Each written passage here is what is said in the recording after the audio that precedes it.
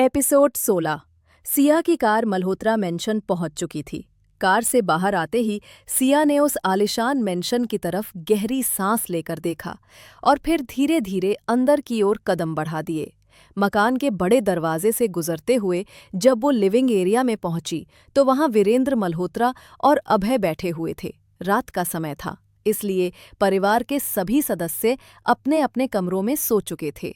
सिया को देखकर वीरेंद्र जी ने कहा, आओ सिया बेटा, हम तुम्हारा ही इंतजार कर रहे थे। चलो स्टडी रूम में चलकर बात करते हैं। उनकी बात सुनकर सिया ने सख्त नज़रों से उनकी तरफ देखा और बिना कुछ कहे केवल सिर हिला दिया। वो दोनों के साथ स्टडी रूम की ओर बढ़ गईं। स्टडी रूम में पहुंचकर दादाजी अपनी कुर्सी पर बैठे और उन्होंने अभय और सिया को भी सोफे पर बैठने के लिए कहा। सिया ने तीखे लहजे में कहा, मैं यहाँ बैठने नहीं आई हूँ, मुझे बस अपने सवालों के जवाब चाहिए। सिया की जिद देखकर दादाजी ने गहरी सांस ली और बोले, ये आज की बात नहीं है बेटा। जब तुम बहुत छोटी थी तभी तुम्हारी माँ दिव्या और युवराज की माँ संजना दोनों ने ये तय कर लिया था। हमने तो बस दिव्या की इच्छा पूरी की है। दादाजी की बात सुनकर सिया ने हैरानी से अभय की तरफ देखा। उसकी आंखों में साफ सवाल थे, क्या ये सच है? अभय उसकी नज़रों को पहचान गए और धीरे से सिर हिला दिया। दादाजी ने आगे कहा, सिया, हम जानते हैं कि तुम भारत क्यों आई हो। तुम अपनी माँ को इंसाफ दिलाने आई हो। हमें ये भी पता है कि दिव्या ने तुमसे कहा था कि जब तुम 22 साल की हो जाओ तब भारत आना। तो क्या तुम अपनी माँ का अतीत नहीं जानना चाहोगी? दादाजी की बात सुनकर सिया का दिल तेजी से धड़कने लगा। उसकी आंखें बता रही थीं कि वो अपनी माँ के बारे में सब कुछ जानना चाहती है। तभी अभय ने कहा, प्रिंसेस, हमने तुमसे कोई धोखा नहीं किया है। हमने तो बस दिव्या की आखिरी इच्छा पूरी की है। अभय की बात सुनकर सिया ने कड़वे स्वर में कहा, बड़े, ये आप मुझे बता भी तो सकते थे ना। आपने धोखे से मुझसे उस मैरिज सर्टिफिकेट पर साइन करवाए। इसे धोखा नहीं तो और क्या कहेंगे? अगर आप पहले बता देते तो क्या मैं ये शादी करती? 2 साल पहले जो कुछ हुआ उससे मैं अब तक आगे नहीं बढ़ पाई हूँ। और आपने वही सब दोबारा मेरे साथ किया। क्या यही मेरा भला करना था? अगर यही सच्चाई है तो हाँ, आप धोखेबाज हैं। 2 साल पहले का जिक्र सुनते ही सिया शांत हो गई। उस रात ने उसकी पूरी दुनिया ही बदल दी थी और वो उसके बारे में कोई बात करना नहीं चाहती थी। इसलिए उसने सीधे पूछा, माँ के बारे में आप क्या बताना चाहते थे? दादाजी ने धीमे स्वर में कहा, क्या तुम जानती हो कि युवराज किससे प्यार करता है और किससे शादी करना चाहता है? ये सुनकर सिया उलझ गई। यहाँ तो माँ की बात हो रही थी, फिर अचानक युवराज के प्यार और शादी का क्या मतलब? उसे समझ ही नहीं आया कि इस सवाल से उसका क्या लेना देना है। दादाजी उसकी उलझन समझ गए और बोले, कंफ्यूज मत हो बेटा, बस हमारे सवाल का जवाब दो, फिर तुम्हारे सारे सवालों के जवाब तुम्हें मिल जाएंगे। सिया ने सपाट आवाज में कहा, नहीं, मैं नहीं जानती, बस नाम सुना है, कोई मानवी नाम की लड़की है। इस पर अभय जी ने गहरी नज़र से उसकी ओर देखते हुए कहा, क्या तुम जानती हो मानवी कौन है? सिया ने सिर हिला दिया, भला वो मानवी को कैसे जानेगी? अभय जी बोले, मानवी तुम्हारी सौतेली बहन है प्रिंसेस। उसका पूरा नाम है मानवी धनराज कपूर। धनराज कपूर? ये नाम सुनते ही सिया की मुट्ठियां गुस्से से कस गईं। वही इंसान जिसकी वजह से उसकी माँ उसके पास नहीं है। सिया के बदलते भाव देखकर दादाजी ने उसे शांत कराया और पास बिठाते हुए कहा, सिया बेटा, हम तुम्हें सब कुछ बताएंगे। तुम्हें दिव्या के बारे में शुरुआत से सब जानना चाहिए। सिया चुपचाप बैठ गई और खुद को शांत करने की कोशिश करने लगी। तब अभय ने कहना शुरू किया, प्रिंसेस, तुम जानती हो कि मैं और दिव्या जुड़वा भाई बहन हैं। हमारे माता पिता प्रेम अरोड़ा और भूमि अरोड़ा थे। जब हम केवल 2 साल के थे तब माँ को ब्रेन ट्यूमर हो गया और वो हमें हमेशा के लिए छोड़कर चली गईं।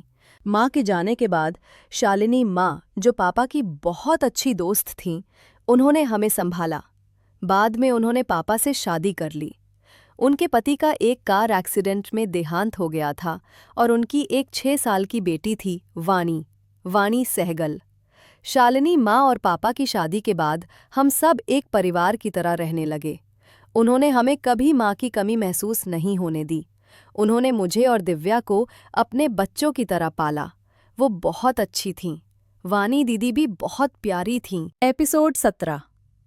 अभय ने अपनी बात जारी रखते हुए कहा, जब गर्गी पैदा हुई तो घर में खुशी की लहर दौड़ गई। पापा और शालिनी माँ ने उसका हर तरह से ध्यान रखा। दिव्या और मैं भी उसे बहुत प्यार करते थे। गर्गी जब छोटी थी तो बहुत प्यारी और मासूम लगती थी, लेकिन जैसे जैसे वो बड़ी होती गई उसका स्वभाव बदलने लगा। शुरुआत में वो छोटी छोटी बातों पर जिद करती थी, जो हमें सामान्य लगी, लेकिन समय के साथ उसकी जिद और स्वार्थ बढ़ते चले गए। जब वो स्कूल जाने लगी तो अक्सर अपने दोस्तों से झूठ बोलकर उनकी चीजें ले आती थी। अगर उसे कुछ पसंद आता तो उसे पाने के लिए किसी भी हद तक चली जाती। माँ उसे समझाने की कोशिश करती, लेकिन गर्गी अपनी मनमानी पर अड़ी रहती। जैसे जैसे वो बड़ी हुई उसका लालच और गुस्सा भी बढ़ गया। अगर उसे किसी से कुछ चाहिए होता और वो मना कर देता तो वो उस इंसान के खिलाफ साजिश रचने में भी पीछे नहीं हटती। अभय ने थोड़ी देर रुककर गहरी सांस ली और आगे बोले, एक बार स्कूल के एक फंक्शन में वाणी दीदी ने गर्गी को उसकी गलती के लिए डांट दिया। गुस्से में गर्गी ने वाणी दीदी की पसंदीदा ड्रेस काट दी। जब ये बात पापा और माँ को पता चली तो उन्होंने गर्गी को डांटा, लेकिन उस दिन से गर्गी ने हम सभी से बदला लेने की ठान ली। समय के साथ गर्गी ने वाणी दीदी को नीचा दिखाने और परिवार में अलग थलग करने की कोशिशें शुरू कर दी। वो माँ और पापा से झूठ बोलकर वाणी दीदी के खिलाफ कहानियां गढ़ने लगी। धीरे धीरे गर्गी की नफरत केवल वाणी दीदी तक ही सीमित नहीं रही, उसने दिव्या और मेरे खिलाफ भी चालें चलनी शुरू कर दी। इन्हीं हालात से तंग आकर मैं और वाणी दीदी विदेश चले गए, लेकिन दिव्या हमारे साथ नहीं आई। वो पापा को अकेला छोड़ना नहीं चाहती थी। उस समय पापा की तबीयत भी ठीक नहीं रहती थी। अभय की आंखों में पुराने दिनों की पीड़ा साफ झलक रही थी। उन्होंने आगे कहना शुरू किया, इसी दौरान समय बीतता रहा। दिव्या, रणवीर भाई, संजना भाभी, रिया, गर्गी और धनराज सभी एक ही कॉलेज में थे। पहले तो दिव्या मेडिकल की पढ़ाई करती थी, लेकिन पता नहीं ऐसा क्या हुआ कि दिव्या ने अचानक ही मैनेजमेंट की स्टडी स्टार्ट कर दी। और जब वो कॉलेज में ही थी उस समय उसने अपना खुद का स्टार्टअप किया। इस चीज की क्या वजह रही होगी ये तो आज भी किसी को नहीं पता। अभय ने एक गहरी सांस भरी और आगे कहा, फिर एक दिन अचानक ही दिव्या ने धनराज से शादी कर ली। उस समय दिव्या के मन में क्या चल रहा था ये हम में से कोई भी नहीं जानता था। शादी के बाद तुम्हारा जन्म हुआ। गार्गी भी दिव्या और धनराज के साथ ही रहती थी। गार्गी के गोद में भी एक छोटी बच्ची थी जिसके पिता के बारे में कोई नहीं जानता था और ना गार्गी किसी को बताना जरूरी समझती थी। कहने को तो गार्गी शालिनी माँ के नाराज होने की वजह से दिव्या और धनराज के साथ रहती थी, लेकिन असलियत तो कुछ और ही थी। फिर अभय और दादाजी ने सिया को कुछ बातें बताई, जिसे सुन सिया की आंखों में आंसू बहने लगे। गुस्से से उसकी आंखें लाल हो चुकी थी। उसने कस के अपनी मुट्ठी बांध रखी थी। सिया ने अपनी लाल और खाली आंखों से अभय की तरफ देखा और कहा, फिक्र मत कीजिए बड़ी, अब मैं आ चुकी हूँ अपनी मॉम को इंसाफ दिलाने। सबका हिसाब होगा, सबको अपने कर्मों की सज़ा भुगतनी पड़ेगी। लेकिन मुझे अब तक ये बात समझ नहीं आ रही है कि मेरे 22 साल होने के बाद मॉम ने मुझे यहाँ क्यों बुलाया होगा। क्या बताना चाह रही होगी वो मुझे? क्या आपको इस बारे में कुछ पता है? नहीं प्रिंसेस, इस बारे में कोई कुछ नहीं जानता। कुछ राज थे जो दिव्या के साथ ही चले गए, लेकिन जैसी दिव्या थी उसने ज़रूर इस बारे में कोई ना कोई जाने सुराग छोड़ा होगा। हमें बस उस तक पहुंचना है। दिया ने हाँ में सर हिलाया और वो वापस जाने को हुई कि इतने में ही संजना जी वहां आ गई और उन्होंने कहा, मुझे पता था तुम यहाँ आई हो, लेकिन यहाँ रुकोगी नहीं, इसलिए आप लोगों की बातें खत्म होने का इंतजार कर रही थी। सिया बेटा, क्या मैं तुम्हारी माँ जैसी नहीं हूँ? जब से आई हो मुझसे मिली ही नहीं, ना मुझसे बात की है। इस चीज़ के लिए मैं तुमसे नाराज़ भी हो सकती हूँ। संजना जी ने नाराज़गी से सिया से कहा। उनकी बात पर सिया कुछ कहती कि संजना जी ने उसे रोकते हुए कहा, मैं कुछ नहीं सुनूंगी सिया, तुम्हें यहाँ रुकना ही होगा। मेरे बेटे से शादी हुई है तुम्हारी, बहू हो तुम मेरी, लेकिन उससे पहले हमेशा मेरी बेटी ही रहोगी, और मैं अपनी बेटी से ही कह रही होंगी वो यहाँ रुक जाए। संजना जी के इस तरह कहने से सिया उन्हें मना नहीं कर पाई और वही मल्होत्रा मेंशन में रुकने के लिए मान गई। दूसरी तरफ युवराज थका हारा वापस घर आया। आज दिन भर हॉस्पिटल में और कंपनी में जो कुछ भी हुआ उससे वो बहुत परेशान था, और डॉक्टर अव्या के बारे में भी अब तक उसे कुछ भी पता नहीं चला था। वो अपने कमरे में आकर रिलैक्स करना चाहता था, इसलिए वो शावल लेने चला गया। संजना जी ने सिया को युवराज का कमरा दिखाया और आराम करने के लिए कहकर चली गई। सिया को लगा ये कोई गेस्ट रूम होगा, इसलिए वो सीधा कमरे के अंदर चली गई, लेकिन सामने का नज़ारा देखते ही वो अपनी जगह जम गई। अवनी ने सामने देखा तो युवराज अभी शावल लेकर बाहर आया था और उसकी पूरी बॉडी पानी की हल्की बूंदों से भीगी हुई थी। उसकी रिफ्ट बॉडी और परफेक्ट एब्स, जो जैसे 6 पत्थरों की तरह तराशे हुए लग रहे थे, किसी भी नज़र को अपनी ओर खींचने के लिए काफ़ी थे। उसके बाइसेप्स मजबूत और उगरे हुए थे, जो ये साफ दिखा रहे थे कि वो जिम में घंटों मेहनत करता है। उसकी टोन बॉडी का हर हिस्सा जैसे परफेक्शन का नमूना था। चौड़े कंधे, उभरी हुई ट्राइसेप्स और मजबूत जॉलराइन, जो उसे और भी चार्मिंग बना रही थी। कमर पर बंधा सफ़ेद तौलिया उसकी वेल शेप्ड बॉडी को और उभार रहा था। उसकी पूरी पर्सनालिटी में ऐसा चार्म और कॉन्फिडेंस था जो किसी को भी अपनी ओर खींच सकता था। एपिसोड 18। सिया को उम्मीद नहीं थी कि सामने उसे कुछ ऐसा नज़ारा देखने को मिलेगा। वो असहज महसूस कर रही थी।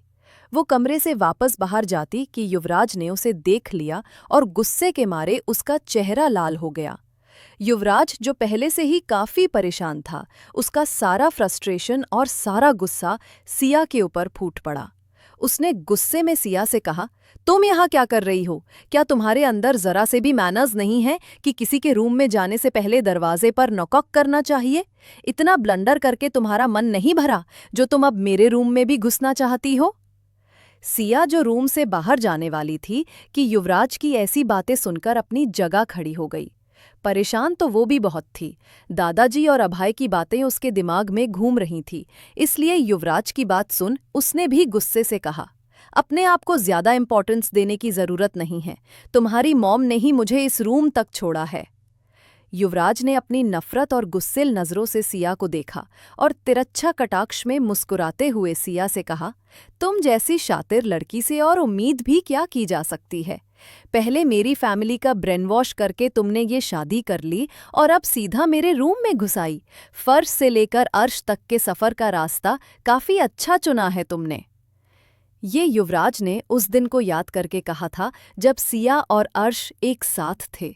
युवराज की बात सुनकर सिया ने गुस्से में उससे कहा, क्या बकवास कर रहे हो तुम? अपनी ये बेफिजूल की बातें जाकर किसी और के सामने करना। मेरे पास वक्त नहीं है तुम्हारी ये बकवास सुनने का। सिया का ये एटीट्यूड देख युवराज ने रूडली उससे कहा, हाँ, डेयर यू, तुम 2 कौड़ी की लड़की, तुम्हारी हिम्मत कैसे हुई मुझसे दी युवराज मल्होत्रा से इस तरह बात करने की? मेरा हर सेकंड कीमती है और मैं तुम जैसी गिरी हुई लड़की पर अपना वैल्यूएबल टाइम वेस्ट नहीं कर सकता।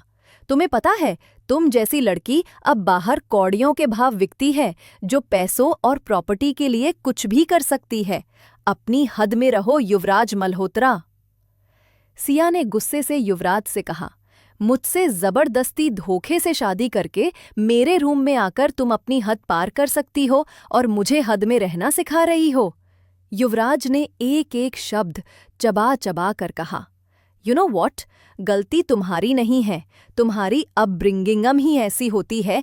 जो सोचकर तुम मेरे रूम में आए थी ना, ये सारे काम के लिए एक जगह होती है। कहीं तुम वहीं से तो बिलोंग्स नहीं करती? क्या तुम्हारी फैमिली भी यही सब काम करती है? और तुम्हारी मॉम भी? छटक! सिया ने युवराज को एक जोरदार और जहन्नातेदार थप्पड़ जड़ दिया। थप्पड़ इतना जोरदार था कि सिया की पांचों उंगली युवराज के गोरे चेहरे पर छप गईं। सिया गुस्से के मारे कांप रही थी। उसने कस के अपनी मुट्ठियां बांधी हुई थी। उसकी पूरी आंखें लाल थी, मानो अगर उसका बस चले तो वो अभी युवराज का खून कर दे।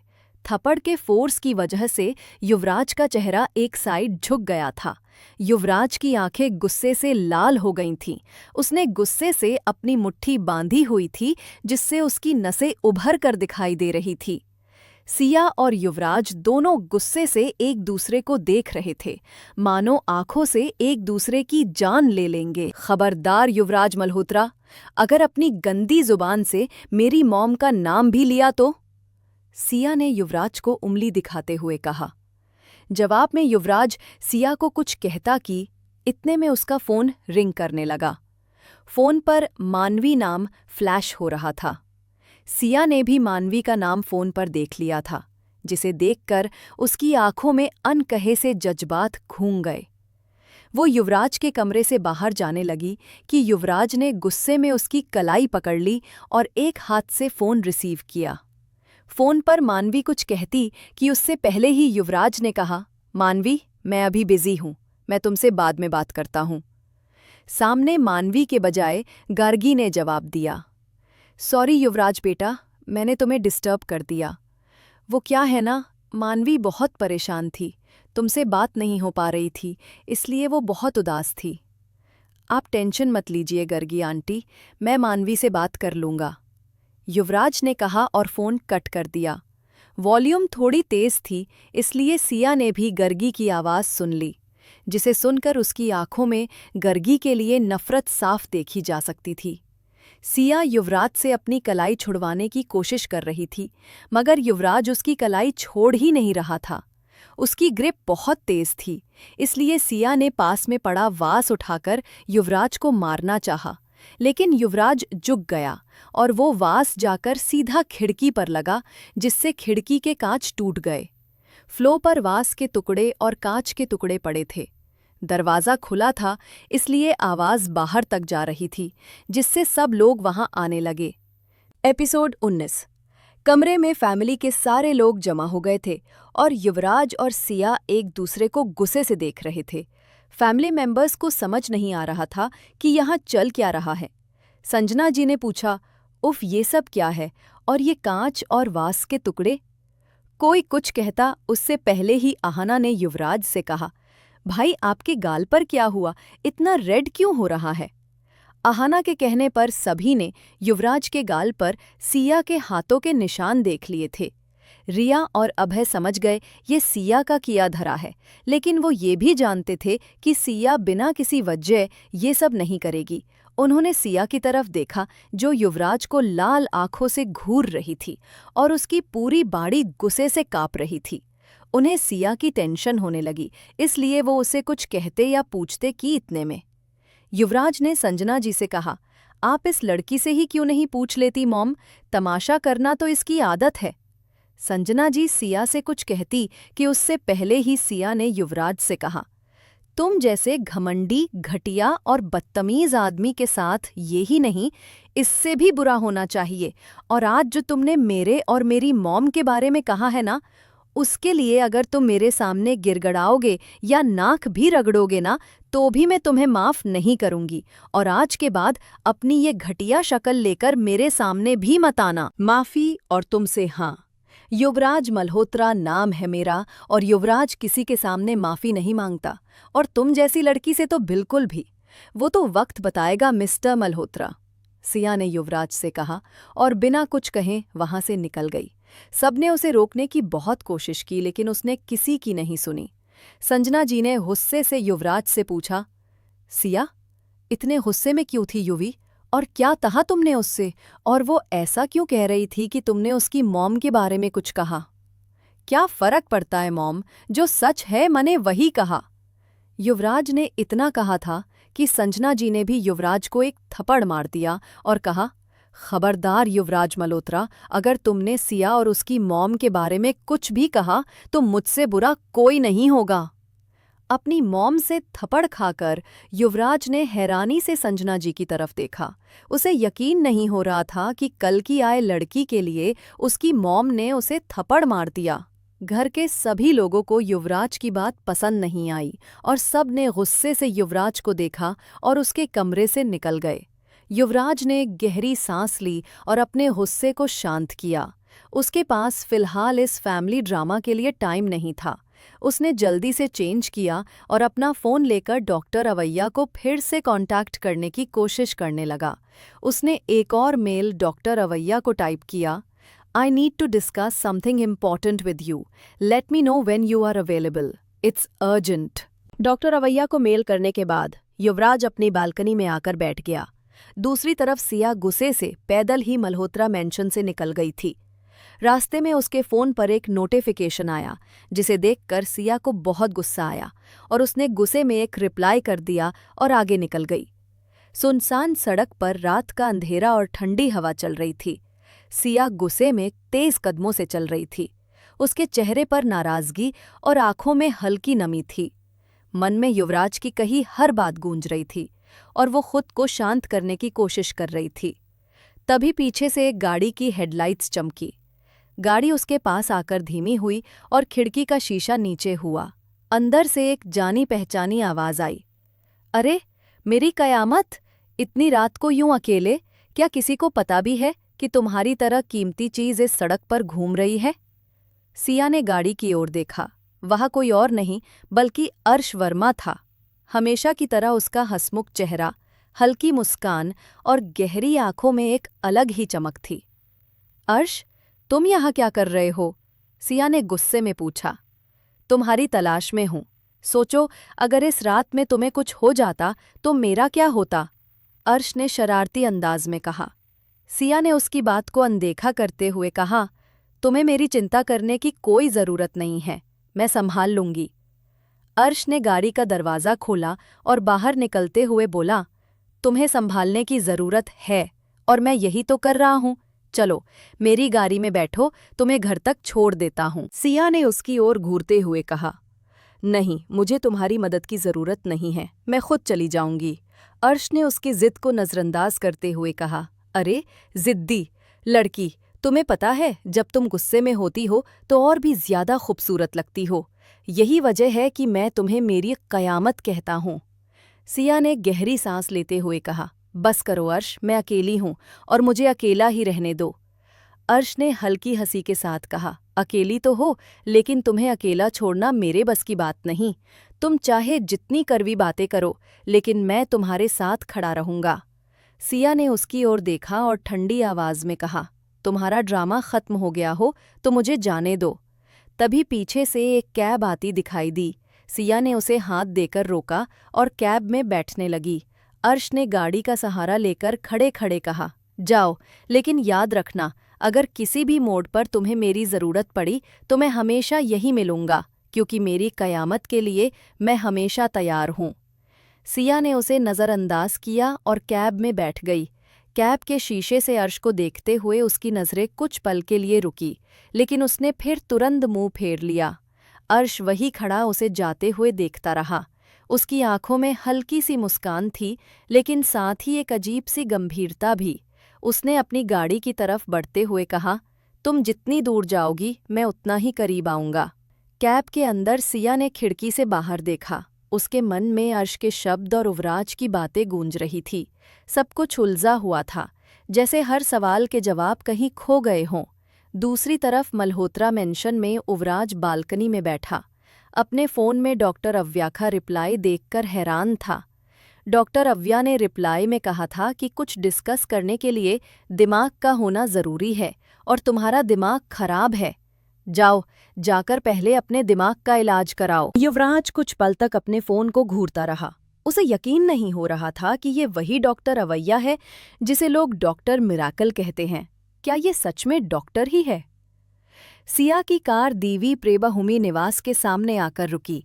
सिया उसमें से बाहर आई और घर के बाहर गार्डन में खड़ी होकर खाली आसमान को घूरती रही। अपनी आंखों में नमी लिए आसमान को देखते हुए सिया ने कहा, आपने देखा ना मॉम, जो युवराज बचपन में आपके आगे पीछे घूमता था, आज वो आपके बारे में क्या सोचता है। और मेरे बारे में तो पूछो ही मत, मुझे तो पता नहीं वो किस कैटेगरी की लड़की समझता है। आपको याद है ना, वो बचपन में किसी को भी मुझे डांटने भी नहीं देता था, और आज उसी युवराज ने अपनी कड़वी बातों का कड़वा गुण पिलाया है मुझे।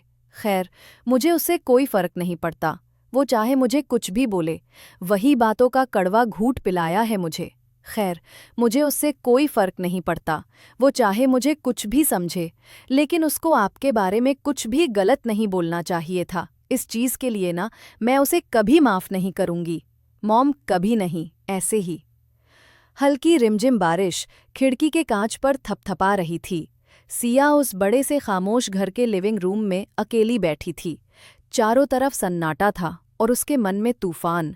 उसकी आंखें लाल थीं, गुस्से से नहीं, टूटी हुई उम्मीदों से। सोफे पर बैठी सिया अपनी माँ की तस्वीर को हाथ में लिए बस रोती जा रही थी। तभी उसका मोबाइल वाइब्रेट करने लगा। Display name Janhvi Khanna calling. Siya ने कांपते हाथों से फोन उठाया। जानवी खुश होते हुए बोली, सिया डार्लिंग, कहाँ हो तुम? मुझे तुम्हारी याद आ रही है जान, इतनी रात हो गई, कोई खबर नहीं तुम्हारी। सिया ने फोन उठाया तो सही, पर उसका गला रूंधा हुआ था, वो कुछ बोल नहीं पाई। सिया ने धीमे स्वर में बोला, घर में हूँ जानवी। जानवी ने पल में उसकी आवाज़ पहचान ली। वो जोश, वो मस्ती, वो चिंगारी, कुछ नहीं था उस आवाज़ में। जानवी ने चौंकते हुए बोला, क्या हुआ सिया, सब ठीक है ना? रुक, मैं अभी मल्होत्रा मेंशन आ रही हूँ। सिया जल्दी से बोलती है, नहीं जानवी, मैं मल्होत्रा मेंशन में नहीं हूँ, मैं इस वक्त दिव्या प्रेम भूमि निवास में हूँ। जानवी वापस चौंकते हुए बोली, क्या? तुम वहाँ हो इतनी रात को अकेले? सिया, ये सब क्या हो रहा है? उसके बाद सिया खुद को रोक नहीं पाई, फूट फूट कर रोने लगी और सारी बातें बयां कर दी। सिया रोते हुए बोलो, युवराज ने आज हद पार कर दी जानवी। उसने मेरे बारे में तो कुछ कहा ही, पर मेरी माँ को लेकर भी इतनी नीच बातें बोली। माँ, जो इस दुनिया में नहीं है, उसने उन्हें भी बख्शा नहीं। वो युवराज जो बचपन में मुझे डांटने भी नहीं देता था, आज वो मेरी असलियत पर सवाल उठा रहा है। जानवी गुस्से में बोली, उस घटिया इंसान की ये हिम्मत कैसे हुई? पर सुन मेरी शेरनी, तुम रोना बंद करो, हम साथ में मिलकर कुछ न कुछ सोचेंगे, तू बस टूट मत, तू तो मेरी शेरनी है। सिया ने आंसू पोंछे, चेहरा ऊपर उठाया और फिर उसी अंदाज में बोली, जो जानवी को फिर से वही पुरानी सिया याद दिला गया। सिया धीरे से लेकिन दृढ़ता से बोली, मैं कमज़ोर नहीं हूँ जानवी, बिल्कुल नहीं, पर मेरी माँ पर बोले गए हर एक शब्द का मैं हिसाब लूँगी। युवराज मल्होत्रा को लगता है वो बहुत बड़ी हस्ती है, बहुत शानो शौकत है उसके पास। अब देखना, उसकी इसी नकली शान को मैं चूर चूर कर दूंगी। जानवी हाथों को ताली मारती है, ये बोली, बस यही सुनना था। अब मेरी सिया वापस आ गई। लेकिन ये सब सोचने से पहले तेरे लिए एक ट्रीट है। हम दोनों आज रात बाहर जा रहे हैं, और वो भी सीधा क्लब। सिया हिचकिचाकर में बोली, क्लब? इतनी रात को? जानवी बोलती है अपनी फुल स्टाइल में, हाँ जी, क्लब, जहां हम मस्त डांस करेंगे, खूब मस्ती करेंगे, और हाँ, मामी जी की भाषा में कहें तो गुंडागर्दी भी करेंगे। सिया हंसते हुए बोली, तू सुधरेगी नहीं कभी। दोनों हंसते हुए कॉल पर खिलखिलाती हैं। कमरे की उदासी में जानवी की मस्ती ने एक नया उजाला कर दिया था। सिया मुस्कुराते हुए बोली, जानवी, सच में तू नहीं होती तो शायद मैं आज टूट ही जाती। जानवी, तू टूट ही नहीं सकती मेरी जान, तू तो वो आग है जो राख से भी जल उठती। चल अब फोन रख यार, आधे घंटे में तैयार हो जा, क्योंकि ठीक आधे घंटे बाद मेरी गड़ी मेरी डार्लिंग के घर के बाहर खड़ी होगी। सिया ने बोला, हाँ ओके बाबा, अब फोन रखेगी तब रेडी होने जाऊंगी। चल बाय। दूसरे तरफ इन मल्होत्रा मेंशन रात का समय। युवराज अपनी बालकनी में बैठा हुआ है। हल्की हवा चल रही है, आसमान में आधा चांद टिमटिमा रहा है और युवराज की आंखें एकटक उसे देख रही हैं। युवराज मन में बोला, क्यों नहीं भूल पा रहा मैं उस लड़की को? क्यों उसकी हर बात, हर लड़ाई, उसकी हर नाराजगी मेरे सीने में जल रही है? तभी युवराज को फ्लैशबैक याद आता है सिया और उसकी बहस, माँ को लेकर कहे कड़वे शब्द। जैसे ही उसे अपने और सिया के बीच हुआ ताज़ा झगड़ा याद आया, उसका चेहरा गुस्से से लाल हो गया। तभी उसका फ़ोन वाइब्रेट करने लगा। स्क्रीन पर नाम चमका, मानवी। फ़ोन उठाते ही बिना युवराज को बोलने का मौका दिए मानवी चिंता भरे लेकिन गुस्से वाले लहजे में बोल पड़ी, युवराज, कहाँ बिजी रहते हो आजकल? मेरे लिए तो जैसे तुम्हारे पास टाइम ही नहीं है। पता है मैं कितनी टेंशन में थी। वैसे तुम तैयार तो हो ना? मैं रास्ते में हूँ, तुम्हें पिक करने आ रही हूँ। युवराज चौंक कर बोला, ऑन द वे? मतलब? मानवी झुंझलाते हुए हंसते हुए बोली, तुम भूल गए क्या? आज मेरी फ्रेंड रीवा का बर्थडे है और उसने खास तौर पर कहा है कि मैं तुम्हें साथ लेकर आऊं। अब उठो, मैं पहुंच रही हूं। युवराज को इनविटेशन याद आ गई। थोड़ी देर चुप रहने के बाद उसने कहा, ठीक है, मैं नीचे गेट पर मिलूंगा, और उसने कॉल कट कर दिया। दूसरी ओर एक दमदार स्पीड पर चलती कार में सिया और जानवी तेज म्यूजिक के साथ क्लब की ओर बढ़ रही थी। सिया अब अपने सारे दुख परेशानियों को पीछे छोड़ चुकी थी। इस वक्त सिर्फ एक ही चीज थी, मस्ती। जैसे ही दोनों ने क्लब में एंट्री ली, बिना रुके सीधे डांस फ्लोर की ओर बढ़ीं। वहां पहुंचते ही दोनों ने मस्ती में झूमना शुरू कर दिया। जो सीले गाने पे सथ तुमके लगाए जैसी धुन पर जबरदस्त डांस, और फिर कुछ कूल कपल सॉन्ग पर दोनों एक टीम की तरह थिरक रही थीं। एपिसोड 20। सभी लड़के उन्हें एक टक देख रहे होते हैं। सिया की ओरा, जानवी की फन एनर्जी दोनों क्लब की जान बन जाते हैं। डांस के बीच सिया को प्यास लगी तो वो बार काउंटर की तरफ गई। क्योंकि वो ड्रिंक नहीं करती थी, उसने एक फ्रेश मॉकटेल ऑर्डर किया और डांस फ्लोर की तरफ देखने लगी। तभी उसकी आंखें एक जानी पहचानी शख्सियत से जा टकराईं। युवराज मालहोत्रा। उसके साथ मानवी थी, जिसके कमर में युवराज हाथ डालकर क्लब में एंट्री ले रहा था। सिया की आंखें चौड़ी हो गईं। पहले हैरानी, फिर गुस्सा, और युवराज? वो तो सिया को बस देखता ही रह गया। उसके खुले बाल डांस की वजह से थोड़ा बिखरल हुए, लाइट्स में उसका चेहरा चमक रहा था जैसे आधी रात का चांद चमक रहा हो। उसकी ड्रेस उस पर इतनी ऑसम लग रही थी, मानो उसी के लिए बनी हो। युवराज ने मन में बोला, क्या ये वही लड़की है जिससे मैं नफरत करना चाहता हूँ, या जिससे मैं खुद को खींचता महसूस करता हूँ? युवराज अपनी ही दुनिया में खो गया था जब तक मानवी ने उसका हाथ कसकर पकड़ा और उसे अपने दोस्तों की टेबल तक ले गई, जो ठीक सिया के ऑपोजिट बैठे हुए थे। हैप्पी बर्थडे रीवा, युवराज ने बोला और हल्के से हाथ मिलाया। रीवा ने हंसते हुए कहा, थैंक यू। और तुम दोनों आए, अच्छा हुआ, वरना मेरे केक कटिंग में सबसे परफेक्ट कपल कैसे मिस होता। मानवी ये सुनकर मुस्कुराई और युवराज की तरफ प्यार से देखा, लेकिन युवराज अब भी सिया को ही देख रहा था, एक टक। ये देखकर मानवी का चेहरा गुस्से से तमतमा उठा। क्लब में म्यूजिक चेंज हुआ, पार्टी और भी हाई हो गई। जानवी थक कर सिया के पास आई और देखा कि वो काउंटर पर अकेले खड़ी पी रही थी। अरे यार, तू अकेली अकेली पी रही है?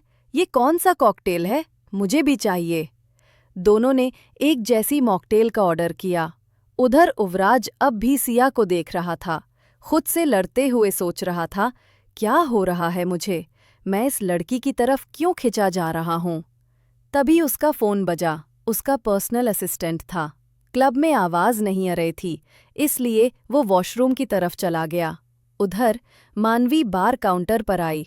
मुझे एक ब्लू लगून मोजिटो देना। वो ऑर्डर देकर अपने फ़ोन में खो गई। कुछ सेकंड बाद बार टेंडर ने एक कॉकटेल का गिलास टेबल पर रखा। गिलास उठाने के लिए दो हाथ आगे बढ़े, एक सिया का, एक मानवी का। हाथ टकराए और नजरें भी। सिया गुस्से में बोली, एक्सक्यूज़ मी, ये मेरा ऑर्डर है, चाहिए तो तुम भी ऑर्डर कर लो। मानवी गुस्से में बोली, तुझे पता है तो किससे बात कर रही हो? मानवी कपूर हूं मैं। मेरे डैड तुम्हारे जैसे 100 को खरीद सकते हैं। तुम्हें लगता है मैं किसी का छोड़ा हुआ ड्रिंक लूंगी? सिया ने ठंडे लहजे में जवाब दिया। अगर तुम्हें अक्ल होती तो पता होता, जो पहले ऑर्डर करता है ड्रिंक पहले उसी का आता है। हम दूसरों की चीजें छीनते नहीं और ना ही बकवास सुनते हैं। ये बात मानवी के ईगो पर लगी। उसने पास रखा कॉकटेल का गिलास उठाया और सिया के चेहरे पर उड़ेल दिया। तुम्हारी ये बदतमीजी! सिया चीख उठी। तभी जानवी दौड़ती हुई आई। मानवी, तुम क्या कर रही हो? तुम पागल हो गई हो क्या? Are you out of your mind? भीड़ जुटने लगी। युवराज भी वापस आ गया और सबको भीड़ में खड़ा देख वो जल्दी से अंदर आया। जब उसने सिया को गीले चेहरे और बार काउंटर के पास खड़ा देखा, वो फौरन उसकी तरफ बढ़ा। ये क्या हो रहा है यहाँ? जानवी ने गुस्से में पूरा सच बता दिया। मानवी मासूम चेहरा बनाकर खड़ी रही, लेकिन युवराज ने इस बार सख्त लहजे में कहा, मानवी, तुमने गलती की है, माफी मांगो। मैं इस लड़की से माफी क्यों मांगू? मानवी तिलमिलाकर बोली, क्योंकि तुमने जो किया वो बदतमीजी था। माफी मांगनी पड़ेगी अब। पहली बार युवराज ने मानवी से इतनी ऊंची आवाज में बात की। मानवी ने होठ काटते हुए कहा, सॉरी, और वहां से मुड़कर जाने लगे। उसने युवराज को कहते हुए सुनना। युवराज ने जानवी से कहा, जानवी, तुम दोनों मालहोत्रा मेंशन जाओ, मैं थोड़ी देर में आता हूं। चारों ओर सन्नाटा था, लेकिन सिया के दिल में एक नई आग जल चुकी थी। उससे युवराज उतना भी बुर नहीं लग रहा। वहीं कुछ देर बाद युवराज भी घर लौटा। गेट से भीतर आते वक्त उसकी आंखों में वही चेहरा था, सिया। सिया का भीगा हुआ चेहरा, उसकी आंखों में जो चोट दिखी थी वो उसके दिल को झकझोर गई थी। उसे खबर थी कि सिया किस हॉल में है। जैसे ही वो अंदर पहुंचा, वहां सिया अकेली खड़ी थी और माहौल में अजीब सा सन्नाटा पसरा था। युवराज की नज़रें सिया पर पड़ीं, वो नज़रें जो चाहकर भी अब उससे हटती ही नहीं थीं। तभी सिया ने एक तेज चाल में चलते हुए, नजरें मिलाते हुए, बेहद तंज भरे लहजे में कहा, एपिसोड 21। अच्छा, तो तुम्हें पता है कि मैं मनवी नहीं हूं, तो फिर तुम मुझे जानते हुए ऐसे देख रहे हो? संभल के जनाब, इतनी शिद्दत से आप जिस लड़की को देख रहे हैं ना, वो तो एक धोखेबाज लड़की है, एक लालची लड़की जो आपकी प्रॉपर्टी के लिए यहाँ आई है। सिया ने बड़ी अदा के साथ युवराज से कहा, तो तुमने अपने मुंह से आखिर कह ही दिया कि तुम प्रॉपर्टी के लिए यहाँ आई हो। युवराज ने सिया से कहा, कहने को तो मैं ये भी कह सकती हूँ कि ये मल्होत्रा मेंशन मेरा है, यहाँ सब कुछ मेरा है। सिया ने अपनी एक आईब्रो उच्चिकाते हुए कहा। युवराज ने इस पर उससे कुछ नहीं कहा। वो बस सिया को देखता रादर, वो सिया की तरफ खींचा जा रहा था और वो चाहकर भी अपने आप को सिया की कशिश में डूबने से रोक नहीं पा रहा था। सिया ने युवराज की तरफ देखा। उसका बर्ताव सिया को कुछ अजीब सा लगा, इसलिए वो उसे इग्नोर कर रूम के अंदर जाने को हुई कि उसका पैर स्लिप हो गया। वो गिरने को हुई कि युवराज ने वक्त रहते उसकी कमर को थाम उसे बचा लिया। सिया के दोनों हाथ युवराज की शोल्डर पर कसे हुए थे और युवराज के हाथ सिया की पतली सॉफ्ट कमर को थामे हुए थे, जिससे युवराज को एक अलग सा एहसास हो रहा था।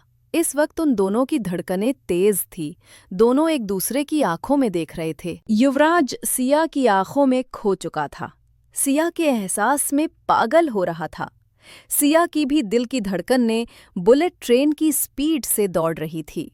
वो भी युवराज के हैंडसम चेहरे को देख उसकी आंखों में खोती जा रही थी कि अचानक उसे युवराज के कहे शब्द याद आए, जो उसे गिरी हुई करेक्टलेस लड़की कह रहा था, जो उसकी मॉम की इंसल्ट कर रहा था। ये याद आते ही सिया की आंखें सख्त हो गईं और वो युवराज को खुद से दूर करने लगी। लेकिन युवराज सिया को छोड़ने का नाम ही नहीं ले रहा था। उसकी पकड़ सिया की कमर पर कसते जा रही थी। वो दोनों इस वक्त बेहद करीब थे। सिया ने युवराज की तरफ देखा। उसकी आंखों में सिया का नशा चा रहा था, जो सिया को कुछ गलत होने का अंदेशा दे रहा था। इस वक्त सिया युवराज से दूर भाग जाना चाहती थी, इसलिए वो अपने दिमाग के घोड़े दौड़ाने लगी और अचानक उसे कुछ सुझा और उसने कहा, मिस्टर मल्होत्रा, शायद आप गलत लड़की को अपनी बाहों में लेकर खड़े हैं। अगर आपकी सो कॉल्ड गर्लफ्रेंड ने आपको मेरे साथ इस तरह देख लिया ना, तो उसने आपकी जिंदगी में कलेश कर देना है। आप कितने धोखेबाज हो ना। घर में बीवी है, बाहर गर्लफ्रेंड है। बीवी को आप अपनाना नहीं चाहते और गर्लफ्रेंड को धोखा दे रहे हैं। क्लब में आपने उसकी साइड नहीं ली तो वो वहां नदियां बहा रही थी। अगर उसे पता चल गया कि मैं आपके साथ आपके रूम में आपकी बाहों में हूं, तो उसका दिल 1000 टुकड़ों में टूट जाएगा और वो यहां बाढ़ ला देगी। और वैसे भी मुझे तो ये बात समझ में नहीं आ रही कि आपने उसमें ऐसा भी क्या देख लिया जो उसे अपनी गर्लफ्रेंड ही बना लिया। दुनिया में और भी बहुत अच्छी लड़कियां थी। युवराज, जो कब से सिया की बातें सुन रहा था, उसने सीता की ये बात सुनकर उसके होठों पर एक शैतानी हंसी आ गई और उसने सिया को अपने और करीब करके कहा, तो तुम्हें मानवी से जलन हो रही है। एपिसोड 22। युवराज की ये बात सुन सिया की आईब्रोज सिकुड़ गई और उसने घूर कर युवराज की तरफ देखा और कहा, आपकी उस मानवी से जलने के लिए उसमें ऐसा भी क्या है? चलो, मुझे उसकी कोई एक खूबी बता दो जिससे मैं उसे जलूं। ऐसा क्या है उसमें जो मुझे उससे जलन होगी, उस मानवी मल्होत्रा से? और अगर जानने की भाषा में कहूं तो उस भरता मल्होत्रा से। इतना बोल सिया जोर से खिलखिलाकर हंसने लगी। हंसते हुए सिया और भी ज्यादा प्यारी और मासूम लग रही थी। युवराज, जो पहले ही सिया में खोया हुआ था, उससे अब और कंट्रोल नहीं हुआ और उसने झुककर अपने होठों को सिया के हंसते खिलखिलाते हुए होठों पर रख दिया, जिससे सिया शॉक हो गई। युवराज को सिया के होठ गुलाब की पंखुड़ी की तरह सॉफ्ट लग रहे थे। वो उसे किस करना स्टार्ट करता कि उससे पहले ही सिया ने उसे जोर से धक्का दे दिया। युवराज की पकड़ सिया पर इस वक्त ढीली हो चुकी थी, जिससे युवराज 2 कदम पीछे हो गया और वो एकटक सिया को देखने लगा, जो उस गुस्से से घूर रही थी। हिम्मत कैसे हुई तुम्हारी मेरे साथ ऐसी हरकत करने की? भूलो मत युवराज, अभी कुछ वक्त पहले तुमने मुझे गिरी हुई, करेक्टलेस, लालची और धोखेबाज लड़की कहा था। और सिर्फ मैं ही नहीं, मेरी तो पूरी फैमिली तुम्हें ऐसी ही लगती है। तो ऐसी लड़की के इतने नज़दीक मत आओ। गंदी हूं ना मैं तुम्हारे लिए, तो तुम मुझसे दूर ही रहो, कहीं तुम गंदे ना हो जाओ। इतना कह सिया वहां से रूम में आ गई और चुपचाप सोफे पर जाकर सो गई। युवराज वही बालकनी में रेलिंग के पास खड़ा एकटक सामने देखता रहा। उसे समझ नहीं आ रहा था कि ये उसके साथ क्या हो रहा है। एक तरफ सिया, जो धोखे से उसकी जिंदगी में आई, जिससे वो नफरत करना चाहता है लेकिन उसी में बहक रहा है, और एक तरफ मानवी, जो उसकी गर्लफ्रेंड है, जिससे वो प्यार करता है, जिससे वो शादी करना चाहता है, और एक तरफ अभिजीत, दादू, जो जिंदगी और मौत से लड़ रहे हैं, जिन्हें सिर्फ एक ही डॉक्टर बचा सकती है, डॉक्टर अव्या, जिससे उसका कांटेक्ट ही नहीं हो रहा है। उसकी लाइफ में अचानक इतना बड़ा चेंज और इतनी परेशानियां आ गई हैं, लेकिन इस वक्त उसकी फर्स्ट प्रायोरिटी अभिजीत, दादू है और डॉक्टर अव्या को ढूंढना है। इसलिए उसने सभी बातें अपने दिमाग से झटक दी और अपने काम में लग गया। मल्होत्रा मेंशन क्लब से लौटने के बाद मानवी गुस्से से बौखलाई हुई थी। उसके कदमों की आहट सुनते ही मल्होत्रा मेंशन के लिविंग एरिया में बैठे धनराज और गार्गी ने सिर उठाकर देखा। मानवी के चेहरे पर साफ गुस्से और अपमान की लकीरें खींची हुई थी। गार्गी ने चिंता करते हुए कहा, मानवी, क्या हुआ? इस वक्त तुम इतनी गुस्से में क्यों हो? मानवी ने उन्हें इग्नोर किया और बिना जवाब दिए सीधे अपने कमरे की ओर कदम बढ़ाए। उसकी एडी के तेज आवाज और दरवाजे के जोर से बंद होने की गूंज पूरे घर में फैल गई। मानवी का कमरा महज कुछ ही मिनटों में युद्ध का मैदान बन चुका था। टेबल पर रखी सजावटी चीजें, फोटो फ्रेम, मानवी, सब हवा में उड़ते हुए जमीन पर गिरकर चकनाचूर हो चुके थे। गुस्से से उसकी सांसें तेज हो रही थी। मानवी अपने आप से बड़बड़ाते हुए, मैं उसे छोड़ूंगी नहीं। वो लड़की कौन होती है मेरे युवराज के पास आने वाली? युवराज सिर्फ मेरा है, सिर्फ मेरा। एपिसोड 23। गार्गी उसकी हालत देखकर घबराते हुए कमरे में आए। फर्श पर बिखरे कांच के टुकड़ों ने उन्हें परेशान कर दिया। गार्गी कड़क स्वर में, मानवी, ये क्या पागलपन मचा रखा है? तुम्हें खुद को चोट लग जाएगी। मानवी अचानक जमीन पर बैठ गई और रोते हुए अपनी माँ की ओर देखी। उसकी आंखें लाल और गुस्से से भरी हुई थीं। मानवी सिसकते हुए, मॉम, आज पहली बार युवराज ने मुझे सबके सामने बेइज्जत किया। आप नहीं जानती मुझे कितना इंसल्टेड फील हुआ। वो लड़की जिसे वो जानता तक नहीं, उसके लिए उसने मुझे झटका। उसने मेरी परवाह नहीं की। उसने मुझे उस लड़की से सॉरी कहने के लिए कहा। गार्गी ने जुंजलाते हुए कहा, कौन लड़की?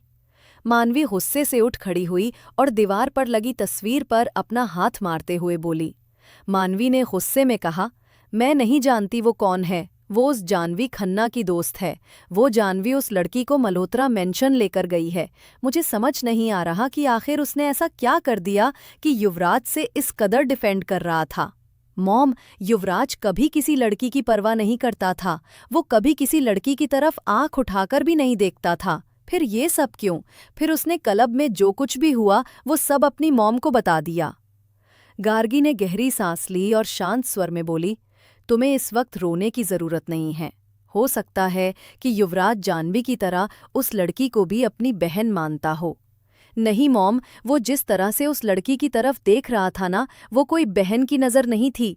युवराज ने आज तक मुझे भी कभी उस नज़र से नहीं देखा। मानवी ने नफरत से कहा। कमरे के बाहर खड़े धनराज ने सारी बातें सुन ली थी। वो गुस्से में अंदर आए। उनका चेहरा तमतमाया हुआ था और उनकी आंखों में स्पष्ट आक्रोश झलक रहा था। धनराज ने गुस्से से गरजते हुए कहा, सारी गलती तुम्हारी है मानवी, बेवकूफ लड़की। 2 साल से तुम युवराज के साथ हो, लेकिन आज तक उसे शादी के लिए राजी नहीं कर पाए। और वो लड़की, सिर्फ कुछ पलों में उसने युवराज को अपने जाल में फंसा लिया। तुमसे ये भी नहीं संभलता।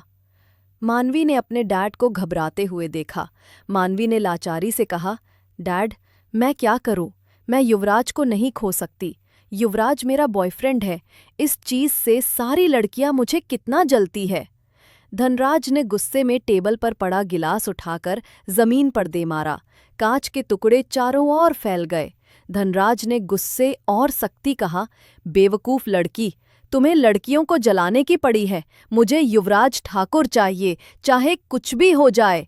तुम कुछ भी करो मानवी, लेकिन युवराज मुझे मेरे दामाद के रूप में चाहिए, वरना अंजाम तुम्हारे लिए अच्छा नहीं होगा। इतना कहकर युवराज कमरे से बाहर चले गए। गार्गी ने धनराज के जाने के बाद मानवी को शांत करने की कोशिश की।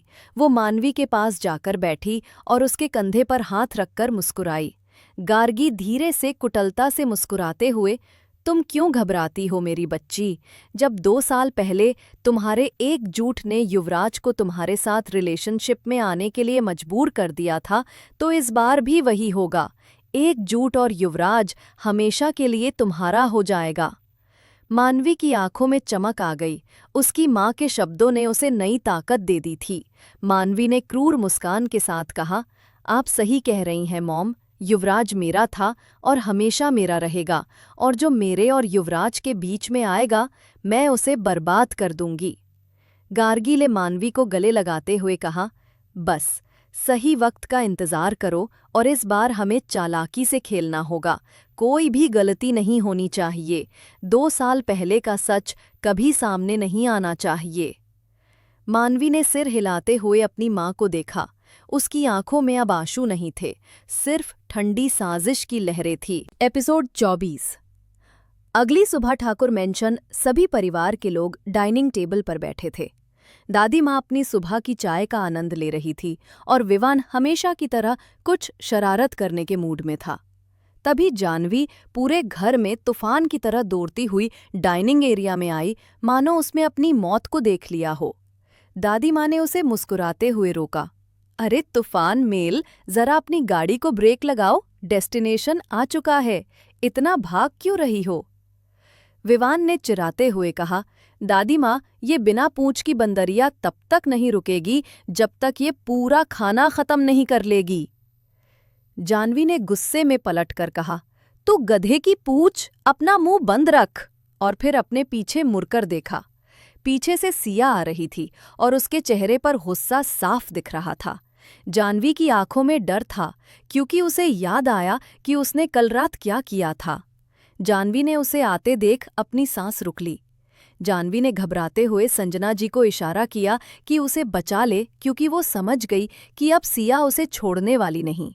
संजना जी ने जानवी का इशारा समझते हुए सिया से कहा, अरे सिया बेटा बैठो ना।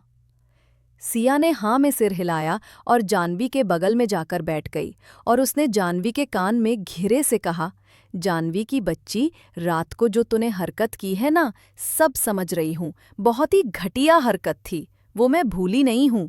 अकेले में मिल, तब बताती हूँ कि तुझे कैसे सबक सिखाना है।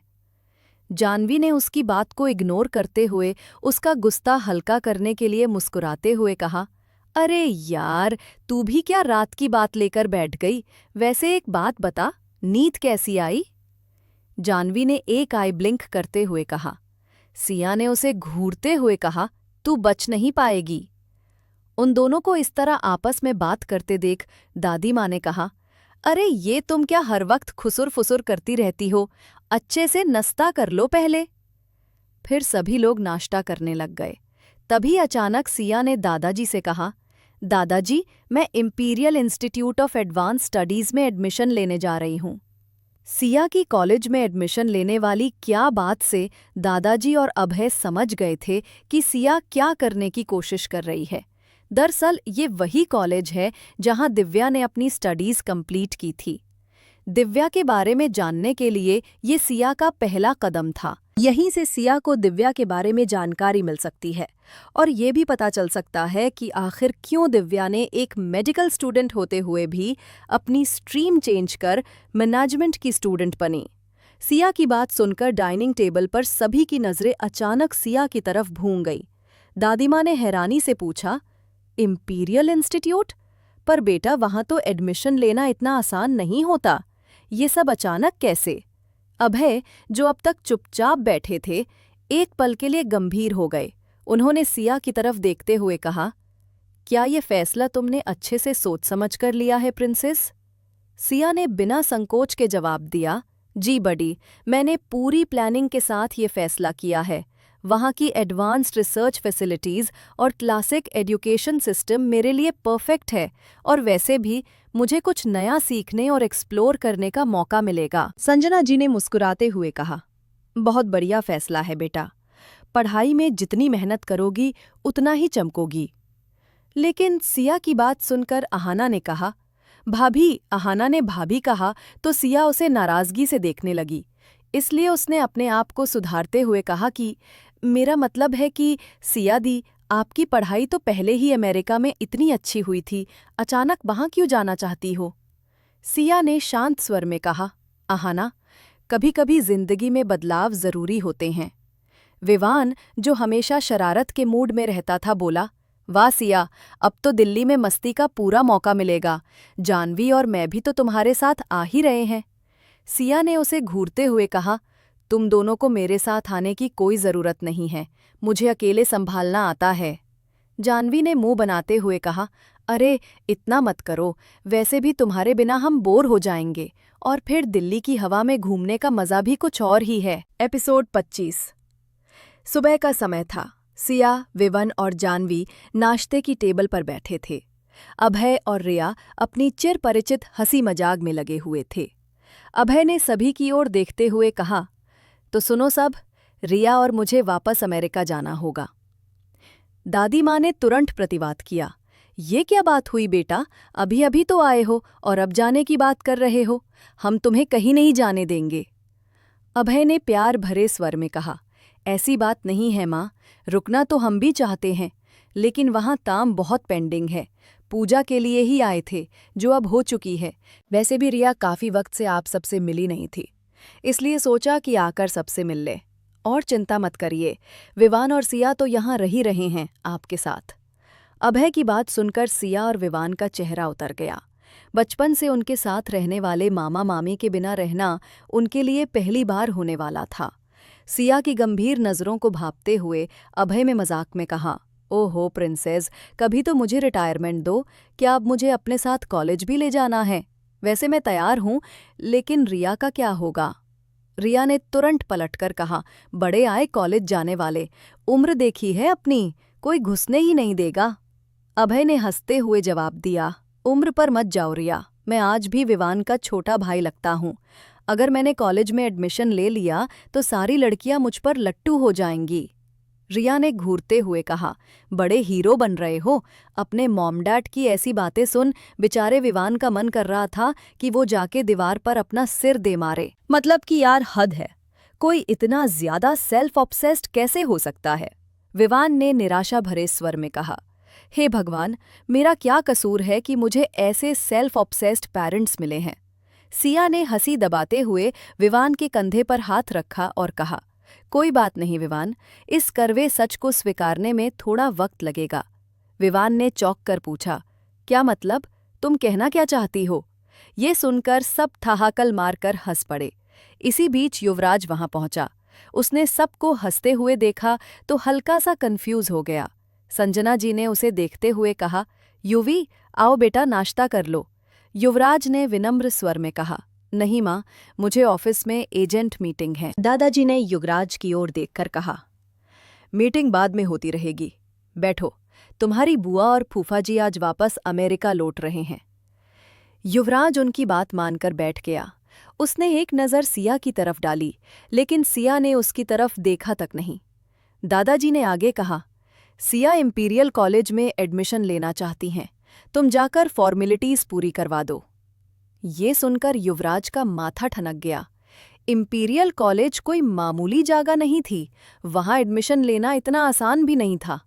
युवराज ने सोचा, शादी को 1 हफ्ता भी नहीं हुआ और इस लड़की ने अपनी डिमांड्स रखना शुरू कर दी। उधर सिया ने तुरंत कहा, दादाजी इसकी कोई ज़रूरत नहीं है, मैंने एडमिशन ले लिया है और फॉर्मेलिटीज़ भी पूरी कर चुकी हूँ।